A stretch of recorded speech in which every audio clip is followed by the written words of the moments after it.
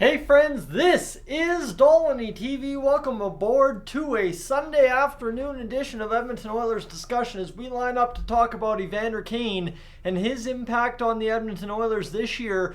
Fully healthy, fully recovered, and fully impactful in an Edmonton Oilers top six that has had a pretty decent year, as is par for the course in Edmonton. Friends, before we get too far, if you are new to the channel at any point, I encourage you to hit that subscribe button here on Dolany TV. We are closing in on 1,400 subscribers away from 15,000. We're going to do it by the end of this month, I promise you that, with your support and of course everybody else along for the ride. Alright, Evander Kane, what do we know? Well, friends, without Evander Kane, the Edmonton Oilers quite simply would not be where they are at this point. We'll elaborate more on that in a moment, but 11 goals, 9 assists, 22 games played, 70 shots on goal, 15.7 shooting percentage.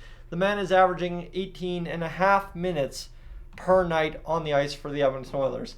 When I say the Oilers would not be where they are without Evander Kane, you go back to October 29th, a game I had dubbed several times over as the toilet bowl between the Edmonton Oilers and the Calgary Flames.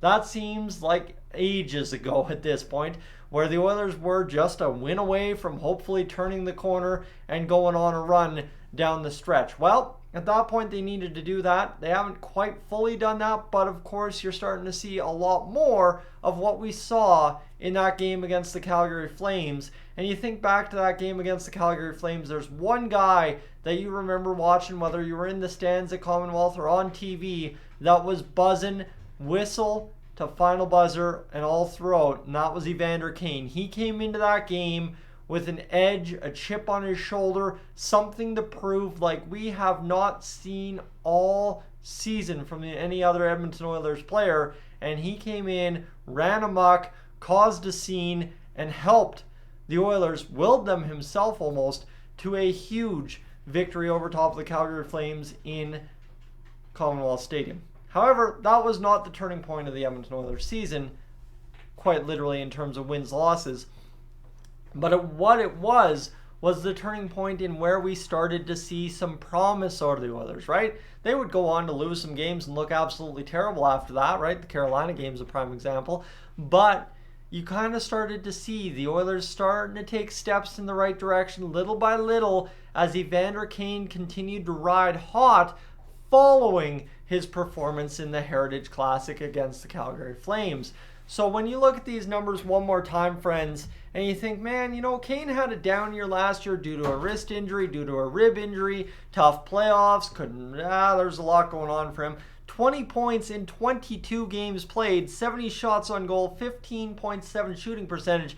That, my friends, is an impact forward in your top six, especially when you consider these numbers right here. You look at the hits for Evander Kane so far this year. You look at it right now, right? He had 146 last year, 152 in half a year the year before. Well, in 22 games right now, I think he's leading the league in hits last I heard. And by the way, he's averaging just about 3 hits a game. So a guy that's going out there punishing the opponents, making life hard on them. And you got to remember how many runs Evander Kane takes at the opponents per game that he ends up crashing into the end wall, but they start hearing footsteps the rest of the hockey game, and they're suddenly turning over pucks when him, Draisaitl, and whoever else might be on the ice, Connor Brown lately with him out there, and things start happening for that line quite quickly as soon as Evander Kane gets geared up every single game. And of course, too, you look at it here, friend, the heaters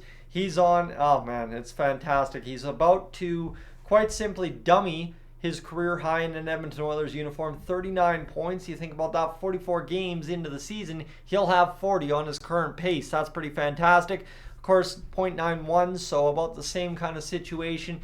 Game 44 will surpass game 43, and away you go. But you look at these numbers here, right? He's playing technically less minutes per game than he did in years previous because he's not getting those reps, I guess you could say, on the power play unit, right? Zach Hyman fully took over the power play last year, and of course that's kind of dwindled down the time for Kane this year. He had a little bit of time there last year, but Zach Hyman's fully taken the role this year, and 1826, not that it's dramatically down, but you got to think about it, right? For a guy that was playing 1927 under Jay Woodcroft and Dave Tippett in 21-22, and then in 22-23 played 18-45 almost, and this year under Knobloch and of course Jay Woodcroft, he's playing less than 18-30. That is a substantial difference, but the impact in the numbers is absolutely amazing as well. You look at him shooting the puck, just unreal so far for the Edmonton Oilers this season. You think about 46 shots, right? Just about a 15.7 shooting percentage. So he keeps that up through 22 games or through 44 games. We're going to see a lot of goals from Evander Kane. So it's fantastic, friends, the impact that Evander Kane has had on the Oilers this year, and you'll wonder where he would be.